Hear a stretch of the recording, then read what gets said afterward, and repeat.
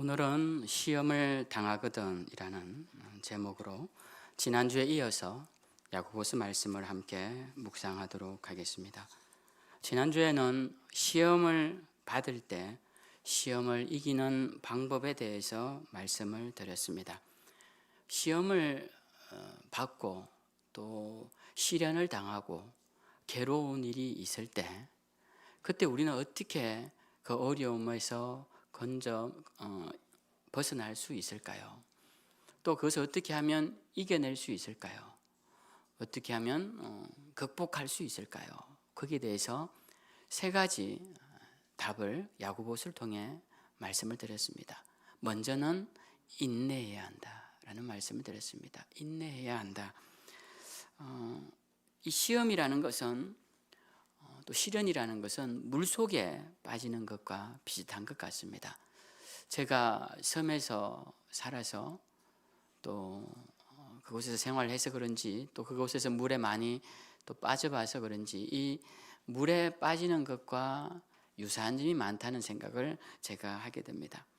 물에서도 빠지면 허우적대고 또 그러면서 당황하고 몸을 더 많이 움직이고 그러면 더 숨이 차게 되고 그러다 보면 더 많이 물을 먹게 되고 그러면 더 빨리 정신을 잃게 돼서 결국은 물속에 잠기게 되고 말죠.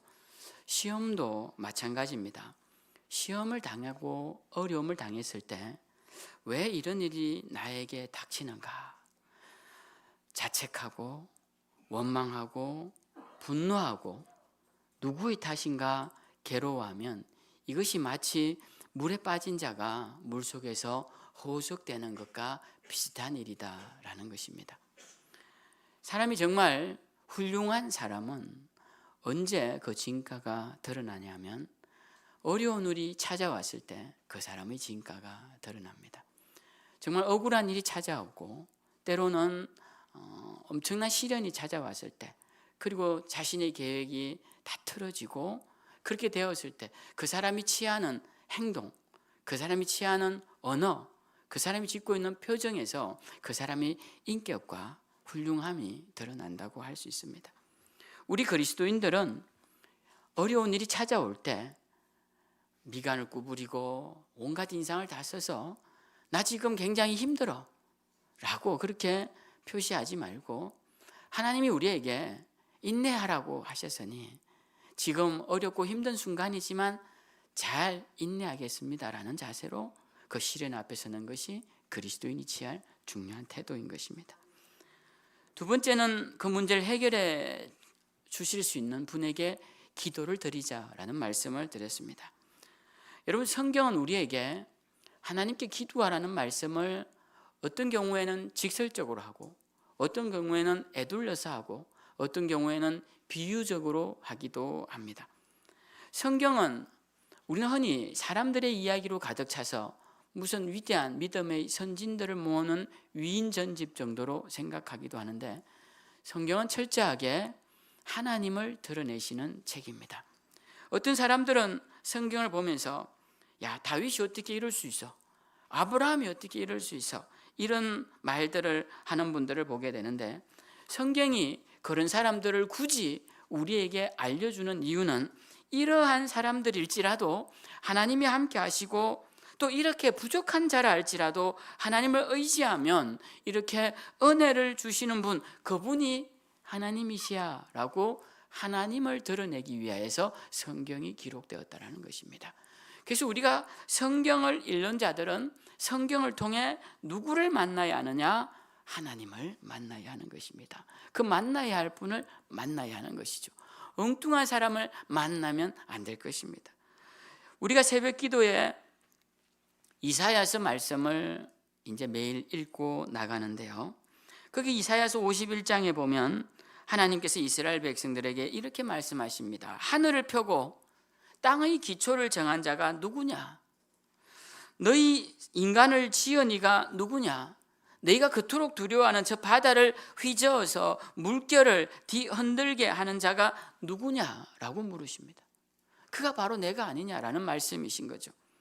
50장에는 바다를 꾸짖어 마르게 하며 강들을 사막이 되게 하며 이 밝은 대낮에 흑암으로 덮으셔서 어둠이 찾아오게 하시는 그 사람이 누구냐? 그가 누구냐? 바로 내가 아니냐라고 하나님이 말씀하십니다. 51장에는 하늘로 눈을 들고 그 아래의 땅을 살펴보라. 하늘이 연기같이 사라지고 땅이 옷같이 헤어질지라도 나의 구원은 영원히 있고 나의 공의는 폐하여지지 않을 것이다 라고 하시면서 하나님의 영원하심과 그 영원하신 하나님으로부터 나오라는 하나님의 초대장이 성경에 여러 군데 기록되어 있습니다.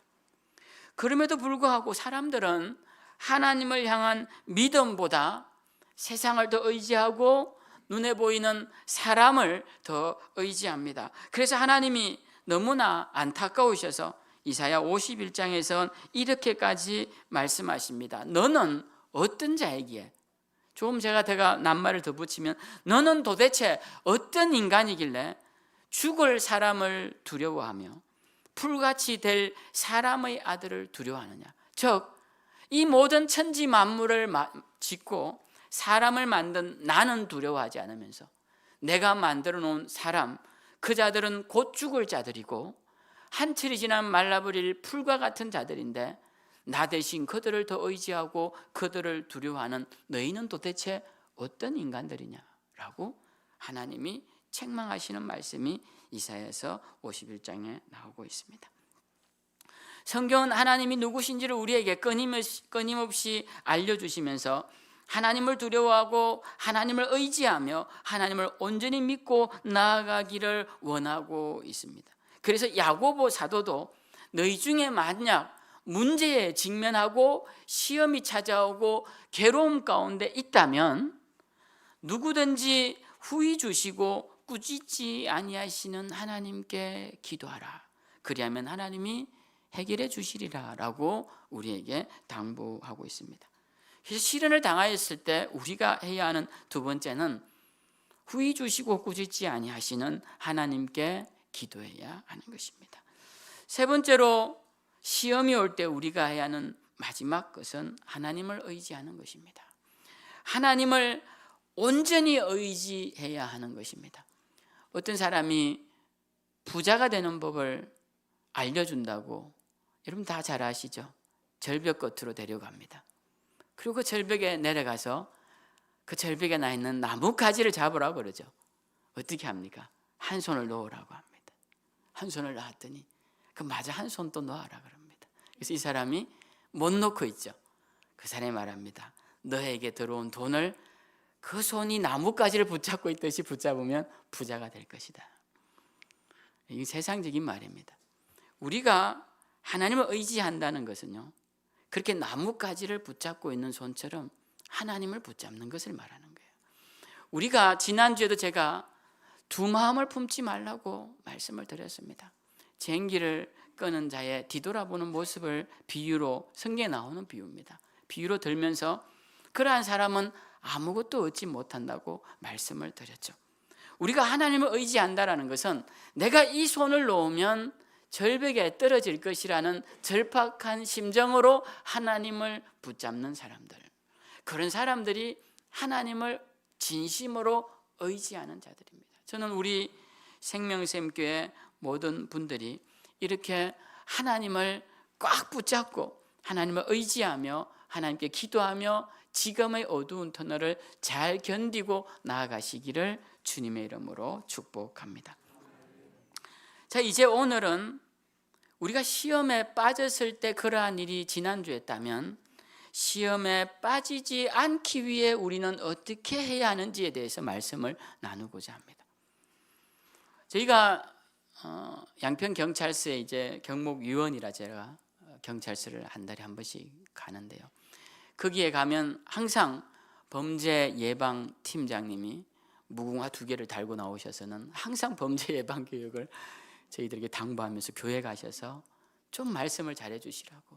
지난달에도 보이스피싱으로 몇 명이 속아서 돈을 얼마를 잃었고 뭐 이러면서 그런 이야기를 저희에게 해 주십니다. 그러면서 목사님, 제일 중요한 것은 범죄가 일어났을 때 그 돈을 찾는 것보다 범죄가 일어나기 전에 예방하는 겁니다라고 우리에게 저도 너무 들어서 세뇌가 된 것 같아요.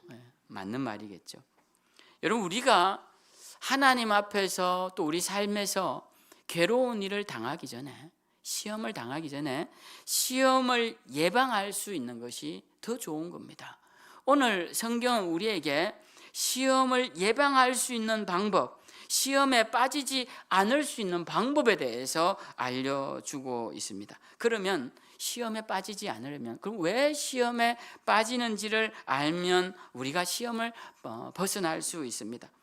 사람들은 시련이 오면 이렇게 종종 말을 하죠. 하나님은 왜 나에게 이런 시련을 주십니까?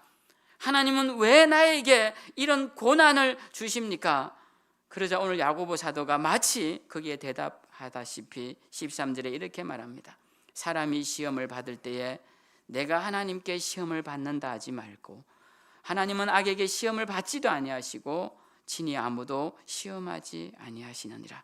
그러므로 14절, 오직 각 사람이 시험을 받는 것은 여기 한번 요절을 띄워보죠. 14절에 자기 욕심에 끌려 미혹됨이니, 15절에 우리 함께 읽어보겠습니다. 자, 시작.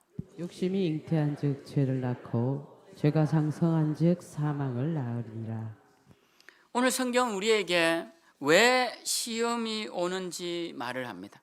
물론 야고보 시대만 해도 예수님 믿는다는 이유로 많은 사람들이 핍박을 받던 상황이에요. 그래서 사람들이 분명 우리가 신앙 때문에 이렇게 괴로움을 당하고 있어, 난 너무 괴로워라고 말을 하더라는 것입니다. 그러니까 야고보 사도가 그렇지 않아 라고 말씀하는 거예요. 그렇지 않아. 지금 너희가 굉장히 괴로운 것은 그 이유가 무엇이냐? 그 괴로움 가운데 있는 이유는 너의 욕심 때문에 그렇다라고 말을 하는 겁니다. 너의 욕심 때문에 그렇다. 당신이 욕심을 부려서 일을 그렇게 만들어 놓고 이제 와서 하나님 왜 일을 이렇게 만드셨습니까? 라고 말한다라는 것입니다.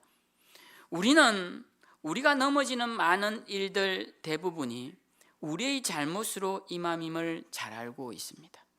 그 잘못에는 우리의 탐욕이 작용을 했고, 우리의 욕심이 작용했고, 우리의 정욕이 작용을 한 거예요.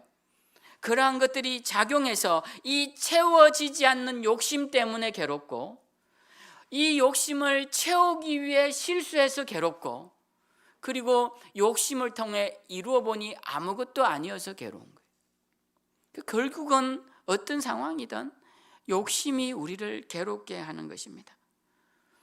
여러분, 냇가를 가다 보면 푯말이 붙어 있죠. 들어가지 마시오. 산을 가다 보면 등산로가 아닌 곳에는 입산 금지라고 경고판이 붙어 있습니다. 어떤 냇가에는 여기는 깊으니 주의하십시오라고 경고판이 붙어 있어요. 근데 여러분, 이러한 경고판은 우리가 읽는 이 성경에도 여러 군데 붙어 있습니다. 하나님은 우리에게 경고판을 곳곳에다가 세워놓고 하지 마라, 들어가지 마라, 조심해라 라고 누차 수수히 우리에게 말씀을 하고 계십니다. 심지어 하나님은 하지 말아야 할 것들을 말씀하시면서 너희가 하면 저주를 받게 될 것이다 라고까지 길게 말씀을 하십니다. 신명기에는 축복의 말씀이 나오는데요, 신명기에는 저주의 말씀이 축복의 말씀보다 3배가 넘게 많이 나옵니다. 그 말씀은 무슨 말씀입니까? 경고판이 훨씬 많다는 거예요. 이 경고판을 보고 가지 말라는 것입니다. 너희가 들어가면 너희가 괴로운 일이 임할 것이야 라고 지금 경고하고 있더라는 것입니다. 구약만 그러냐? 신약에도 마찬가지입니다. 우리 예수님도 경고판을 여러 개 세워놓으셨어요. 마가복음 7장에 보면 예수님께서 세우신 경고판이 나오는데요, 거기에 보면 주님이 이런 말씀을 하십니다. 사람의 마음에서 나오는 것들이 있는데, 첫째는 음란과, 두 번째는 도둑질과, 살인과, 간음과, 탐욕과, 악독과, 속임과, 음탕과, 질투와, 비방과, 교만과, 우매함이니. 몇 가지입니까? 제 손가락을 안 보셨군요. 몇 가지입니까? 12가지. 예수님께서 12가지를 말씀하셨어요. 우리 12이라는 숫자에 굉장히 익숙하죠. 성경은 12이라는 숫자를 굉장히 좋아합니다. 그래서 이 12가지라는 것은 모든 게 다 완전해진 숫자라는 거예요. 그러니까 이 12가지를 주님이 말씀하신 것은 죄에 대해서 세울 수 있는 경고판을 일일이 말씀을 하신 것입니다. 이것 하지 말라고, 너희 음란하게 하지 말라고, 너희 도둑질 하지 말라고, 살인하지 말라고, 간음하지 말라고. 너희가 간음하면 너희 가정이 깨어지고 네 마음에는 평안이 사라지고 너희 자녀들은 너를 마치 다른 이웃집 사람인 것처럼 그렇게 볼 것이라. 간음하지 말라. 그러니까 그냥 간음하지 말라는 게 아니에요. 간음에 대한 경고장을 붙여놓으신 겁니다. 탐욕 부리지 말라. 탐욕을 부리면 네 마음은 그때부터 채워지지 않는 물웅덩이가 되어서 아무리 많은 것을 갖다 놔도 너는 갈급함 속에서 살 것이다. 그게 주님이 하신 거예요. 악독한 마음으로 사람을 대하지 말고, 사람을 속이지 말고, 음탕하게 하지 말고, 질투하지 말라. 질투하는 순간 너는 너가 갖고 있는 모든 것을 다 잃게 될 것이다 라고 말씀하십니다. 비방도 하지 말고, 교만도 하지 말고, 우매함에서 빨리 벗어나라고 주님이 12가지 경고판을 우리의 삶에 세워 놓으셨습니다. 여러분, 우리는 시험이 오기 전에 생각해야 합니다. 내가 이 12개의 이 경고판 앞에서 그걸 넘어가다가 나에게 어떤 일이 닥칠까? 주님은 분명히 그럼에도 불구하고 너를 용서해 주시겠다라고 말씀하시지 않습니다. 그 경고판 너머에는 네가 상상할 수 없는 괴로운 일들이 기다리고 있다는 거예요. 누구라도 이것들을 조심하지 않으면 여기에 걸려 넘어질 것이라고 말씀합니다. 여러분, 이 12가지 뿐만 아니라 많은 성경에 나오는 경고판들을 사람들이 무시했다가 넘어진 경우가 굉장히 많습니다. 수많은 목회자들이 그 경고판을 가볍게 여기다가 탐욕 부리다가 넘어지고, 간음을 행하다가 넘어지고, 질투하다가 넘어지고, 비방을 일삼다가 넘어지고, 그렇게 넘어진 많은 목회자들이 있습니다. 성도들 가운데도 이 하나님의 경고를 무시하고 가벼이 여기며 신앙생활하다가 여기에 걸려 넘어진 자들이 무수하게 많습니다. 오랫동안 신앙의 연륜을 쌓아온 사람들도 넘어지고, 대를 이어오는 모태신앙들도 넘어지고, 신앙을 가진 지 얼마 되지 않는 자들도 넘어집니다. 그리고 신앙을 떠나죠. 이 돌뿌리는 지위고하를 막론하고, 남녀노소를 막론하고, 신분을 막론하고 모두에게 해당되는 내용입니다. 탐욕에 눈이 멀어서 바닥에 뭐가 있는지 그것도 보지 않고, 정욕에 눈이 멀어서 그 밑에 벼랑과 낭떠러지가 있는지도 모르고 그것만 보고 가다가, 그러다가 사람들이 물에 빠지는 겁니다. 그러다가 벼랑에 떨어지는 겁니다. 떨어져서는 이제 주님께 기도하죠. 주님, 용서해 주십시오. 네.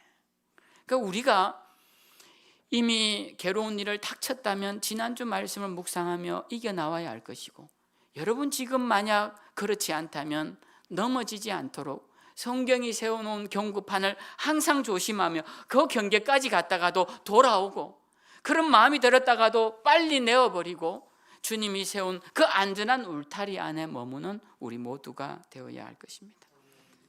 오늘 16절에 보면 이렇게 말씀합니다. 내 사랑하는 형제들아. 이 말씀은 불신자들에게 하는 말이 아니에요. 야고보 사도의 지도를 받고 복음을 들은 그리스도인들에게, 형제된 자들에게 당부하는 겁니다. 뭐 하라고? 속지 말라고. 여러분, 뭐에 속지 말라는 겁니까? 네가 당하는 시험이 외부로부터 왔다고 속지 말라는 거예요. 네 가정의 이 어려운 문제가 네 남편 때문이 아니라는 거예요. 내 자녀의 이렇게 어렵게 하는 문제가 네 자녀 때문이 아니라, 내 자녀가 공부를 못해서 우리 가정이 어려운 게 아닙니다. 그 모든 일의 근원은 그 자녀에게 함부로 말했던 나의 입술 때문에 그런 거예요. 그 자녀가 어릴 때 격려받지 못하게 살아오도록 외부에만 관심을 가지고 나의 욕심과 정욕대로 살아온 나 때문에 그런 것이에요. 그러한 것들을 우리가 모른다라는 겁니다. 그걸 깨닫는 것이, 우리가 깨닫고 그렇게 하지 않는 것이 그런 일을 다시 당하지 않는 방법이라는 것입니다. 성경은 그래서 우리에게 속지 말라고 하는 거예요. 사람들이 내 편 들어가면서 네 때문이 그런 거 아니야. 교회가 이렇게 어려운 것 누구 때문입니까?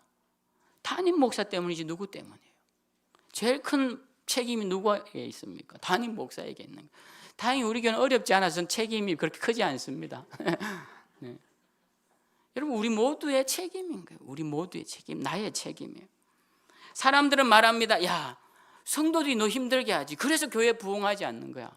그런 말에 속아 넘어가는 목사는 어리석은 목사예요.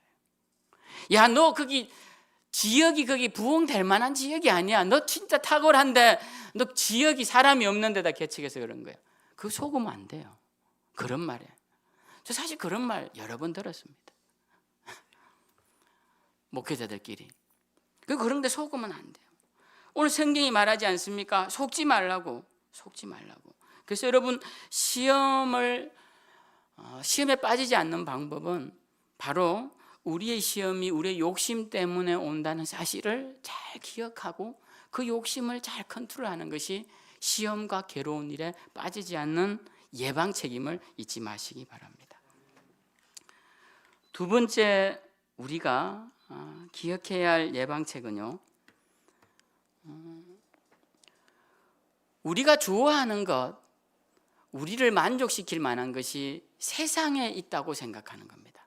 여기서 속지 말라는 것은 그 의미도 있습니다. 왜냐하면 속지 말라고 하신 말씀 이어서 하시는 17절 말씀에서 온갖 좋은 은사와 온전한 선물이 다 위로부터 빛들의 아버지께로부터 내려온다라고 가르쳐주고 있기 때문에 그런 거예요. 그럼 속지 말라는 이유는 너희가 정말 좋은 것들이 세상에 있다고 말하는 사람들의 말에 속지 말라는 거예요. 세상의 중심으로 나아가면 너희가 정말 중요한 인물이 되면 너희가 정말 삶의 가치가 있을 것이야 라고 말하는 그런 세상 말에 속지 말라는 것입니다. 세상의 화려한 금빛 유혹에 속지 말라는 것입니다. 세상의 화려한 밤의 불빛의 유혹에 속지 말라는 것입니다. 눈에 보기에는 화려하고 반짝이는 같지만 그 불의 화려함을 보고 달려드는 불나방처럼 그 뜨거움을 모르고 달려가다가 너는 나중에 타서 죽게 될 것이라고 성경 우리에게 경고하고 있는 것입니다. 그렇기 때문에 여러분, 우리가 가져야 할 이 괴로운 일이 닥쳐오기 전에 우리가 가져야 할 삶의 태도는 가장 좋은 것은 세상의 물질로부터 오는 것이 아니라는 분명한 인식을 가지고 살아야 합니다. 아직도 사람들은 돈이면 행복할 것이라고 생각해요. 근데 돈 때문에 행복한 사람보다 돈 때문에 불행한 사람이 훨씬 많습니다. 그 많은 돈 때문에 괴로운 일을 겪는 사람이 훨씬 많아요. 그래서 우리가 그럼 참된 좋은 것은 어디로부터 오느냐라는 겁니다. 참된 좋은 것은 세상에 아주 좋은 곳에 있지 않습니다. 세상에 아주 좋은 곳에. 오늘 성경 우리에게 이렇게 말씀합니다. 정말 아주 좋은 것들은 빛들의 아버지 하나님께 있다. 하나님께로부터 온다라는 거예요. 그러니까 여러분, 우리가 그러한 소망을 가지는 자는 삶의 모습이 다릅니다. 나는 세상을 의지하지 않아 라고 하는데 아침부터 저녁까지 돈 버는 일에만 몰두하고, 그 사람은 돈이 내 삶을 변화시켜 줄 것이라 생각합니다. 그렇지 않습니다. 오늘날 이런 자본주의 시대에 만몬이 된 이 자본이 우리의 신이 되어서 많은 사람들 미혹하기에 제가 지금 돈 이야기를 하는 것이지, 다른 많은 세상적인 유혹이 우리를 지금 유혹하고 있습니다. 미혹하고 있죠. 우리는 그것들을 취하면 기분 좋을 거라, 행복할 거라, 만족할 거라 생각하지만 성경은 그런 것들이 도리어 시험거리가 되고 너를 망치는 것이 될 것이라고 지금 가르쳐주고 있는 것입니다. 오늘 성경은 21절에 이렇게 말씀합니다. 그러므로 모든 더러운 것과 넘치는 악을 내어버리라. 여러분 가운데 넘치는 악이 있으면 그걸 내어버리지 않은 이상 우리에게는 끊임없이 시험이 올 거고 괴로운 일이 올 것입니다. 그러니까 악을 버리십시오. 그리고 위로부터 오시는 하나님의 축복을 사모하고 그 축복을 받기 위한 삶의 자세로 살아가십시오. 그것이 시험을 예방하는 아주 중요한 방법인 것입니다. 마지막으로 시험을 피하는 방법 중에, 시험을 이기는 방법일 수도 있겠지만 시험을 피하는 방법 중에 우리가 예상치 못한 하나의 대안을 제시합니다. 그건 뭐냐면 오늘 19절을 한번 읽어보죠. 자, 19절 시작. 사람마다 듣기는 속히하고 말하기는 더디하며 성내기도 더디하라. 20절도 읽어보겠습니다. 시작. 사람이 성내는 것이 하나님의 의를 이루지 못함이니라. 성내는 거 이건 뭐 대단한 일이라고 이것 가지고 이렇게 길게 설명을 하실까요? 근데 오늘 성경은 특이하게 성내는 문제에 대해서 몇 번을 강조하십니다. 너희가 절대로 성을 내지 말고 더 나아가서 사람이 성내면 하나님의 의를 이루지 못한다고까지 말씀을 하고 계십니다. 성경에 보면 성을 잘 내는 한 선지자가 나오는데요. 혹시 누군지 아십니까? 이 사람은 기도할 때도 성을 내면서 하나님께 기도를 해서 하나님 왜 너는 성내며 기도하니라고? 누굴까요? 요나죠. 요나는 여러 가지 면에서 아주 특이한 선지자입니다. 이 요나는 4장까지밖에 없는 짧은 이야기임에도 불구하고 이 요나 이야기를 모르는 세상 사람들도 없을 정도로 요나는 유명한 인물입니다. 그런데 요나 마지막 장에 보면요, 요나가 하나님 앞에 이렇게 기도합니다. 하나님 왜 니느웨를 멸망시키지 않습니까? 저 악독한 도시를 왜 멸망시키지 않습니까? 그런데 그 앞에 뭐라고 나오냐면 요나가 성내며 여호와께 기도하더라라고 되어 있습니다. 자, 그러자 하나님께서 그 기도를 들으시고 4절에 이렇게 대답하십니다. 너는 네가 지금 성내는 것이 옳으냐라고 물으세요. 너 왜 성내며 기도하니? 라고 하나님이 물으십니다. 자, 그렇게 해서 이제 1차 대화가 끝났습니다. 요나가 이렇게 하나님 앞에 성내며 기도했으니 혹시나 이 성을 무너뜨리실까 봐 이 니느웨 성읍 동쪽에다가 작은 움막 같은 초막을 짓고 기다립니다. 혹시나 무너뜨리실까 봐. 근데 기다리는데 너무 뜨거운 햇볕에 아침이 되니까 박넝쿨이 올라와서 그것이 잎이 무성하더니 자기의 초막을 덮어요. 햇볕을 가려주니 얼마나 시원하고 기분이 좋습니다. 근데 그 다음날 보니까 벌레가 먹어서 박넝쿨이 다 말라버렸습니다. 자, 여기서 또 요나의 성격이 나오는 거예요. 햇볕이 너무 뜨거워서 스스로 죽기를 구하며 사는 것보다 죽는 것이 낫습니다. 이렇게 말을 해요. 이게 하나님께 하는 기도예요. 하나님, 사는 것보다 죽는 게 낫습니다. 근데 저는 이게 이렇게 막 강하게 한 줄 모르는데 하나님이 뭐라고 하시냐면 9절에 그 말씀을 듣고 그 말을 듣고 하나님이 요나에게 이르시되 네가 이 박넝쿨로 말미암아 성내는 것이 어찌 옳으냐. 그러니까 뭐 한 겁니까? 또 성을 낸 겁니다. 또 하나님 앞에 하나님, 죽는 게 낫겠습니다. 성질 나서 도저히 못 살겠습니다 하고 그렇게 기도를 한 거죠. 그러자 요나가 뭐라고 대답하냐면 하나님, 저는 그렇게 제처럼 안 하시겠죠. 내가 성내어 죽더라도 저는 옳습니다라고 대답을 해요. 그런데 좀 더 이 구어체로 이야기를 하면 하나님, 전 성내다 그냥 죽겠습니다라고 이야기를 하는 거예요. 네. 자, 어떻습니까, 여러분? 속이 시원합니까? 네. 자, 그러자 하나님께서 이렇게 말씀하시니 네가 하룻밤에 났다가 하룻밤에 말라버린 이 박넝쿨을 아꼈거든 내가 이 니느웨 12만 명의 사람들과 생명을 아끼는 것이 당연한 것이 아니냐, 이렇게 질문하시고 요나서는 끝이 나요.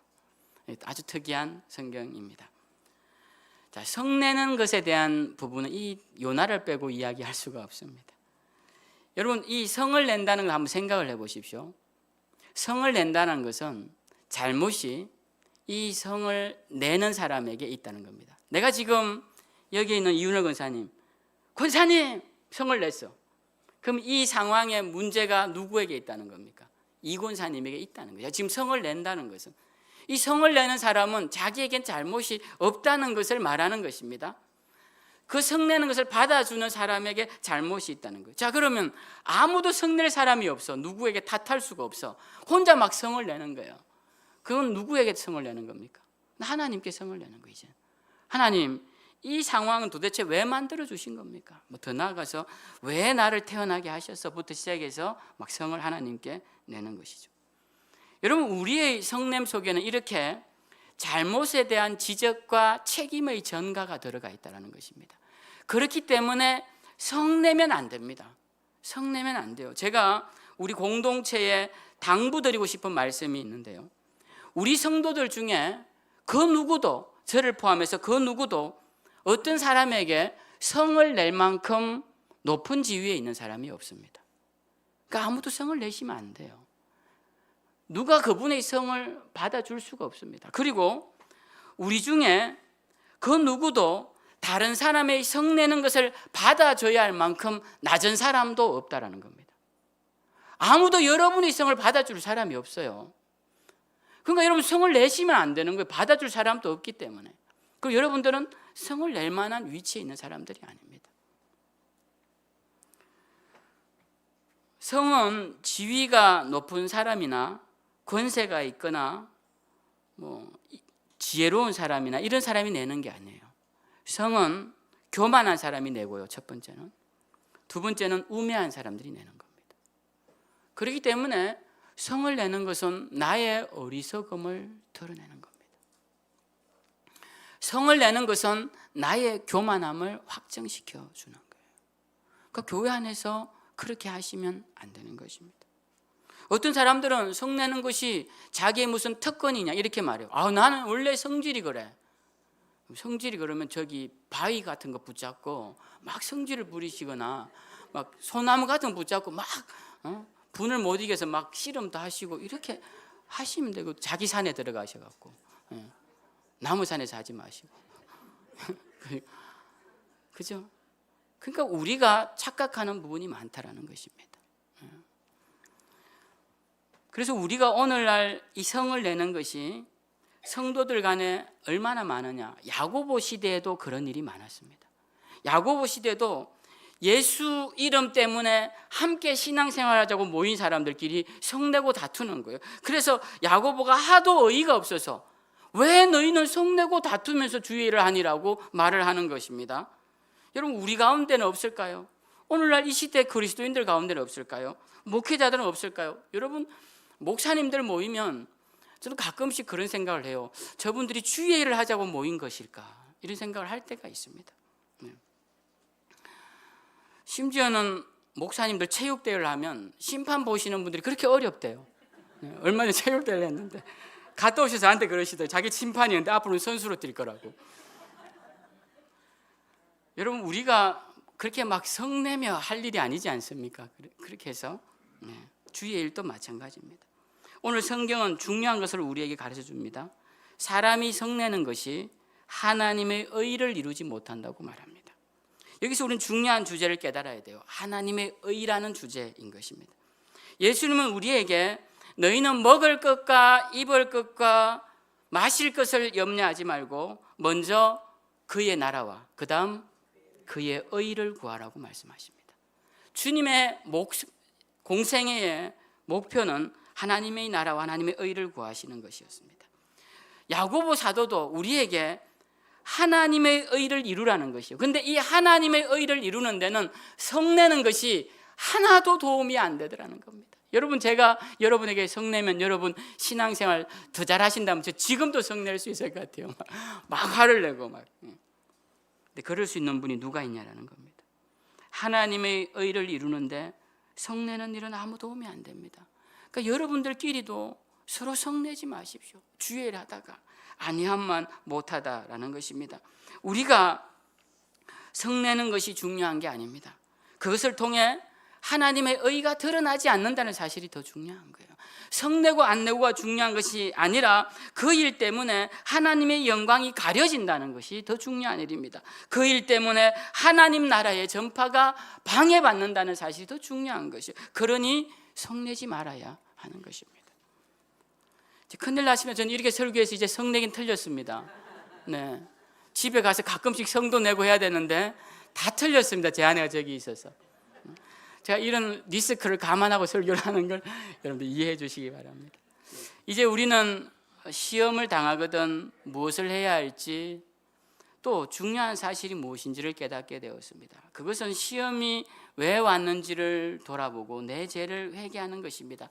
누가 누구에게 죄 때문이라고 책망할 것이 아니라는 것입니다. 어떤 사람들 이런 설교를 하면 가서 당장 그래요. 집사님 이렇게 어려운 거 죄 때문이래. 오늘 목사님 그래. 회개해야 돼. 오늘부터 당장 회개하고 막 이렇게 하시는데 그러지 마십시오. 여러분, 가늠한 여인이 주님께 잡혀왔죠. 이 가늠한 여인은 억울한 여인이 아닙니다. 왜냐하면 이 여인은 가늠하던 현장에서 잡힌 현행범이에요.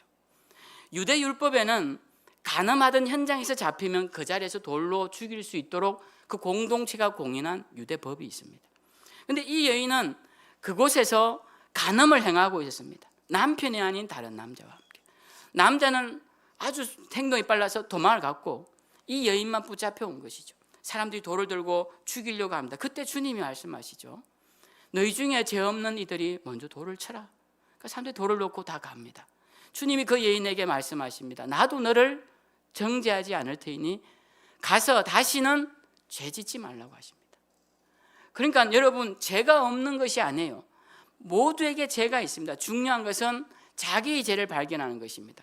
우리가 돌을 던 자가 되지 말아야 하는 이유는 내가 돌을 던질 만큼 정결하지 않기 때문에 그런 겁니다. 내가 누군가에 가서 네 삶은 이렇게 된 건 네 죄 때문이야 라고 말할 만큼 내가 정결하지 않다는 사실을 우리가 알아야 된다는 거예요. 그걸 인지하지 못하고 가서 말을 하면 말하는 사람이 더 큰 죄인 거예요. 그래서 주님이 그런 말씀을 하신 것입니다. 그래서 여러분, 이제 오늘 사실을 통하여서 말씀을 깨달았다면 여러분 스스로를 돌아보셔야 합니다.